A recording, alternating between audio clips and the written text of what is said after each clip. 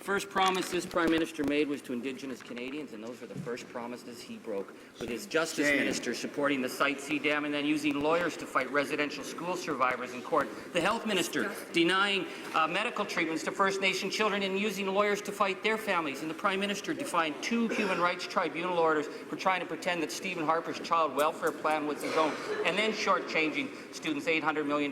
Doesn't the Prime Minister realize that breaking promises to First Nation children is the oldest con in Confederation? Happy anniversary. Hear, hear! Honourable Minister of Indigenous and Northern Affairs.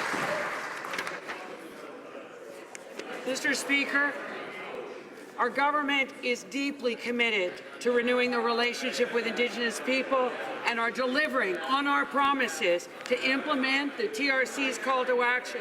We have launched the National Inquiry in Missing and Murdered Indigenous People, have launched a total overhaul of the child welfare system and made a historic $8.4 billion in First Nations education and infrastructure, and announced our unqualified support for the UN Declaration on the Rights of Indigenous People.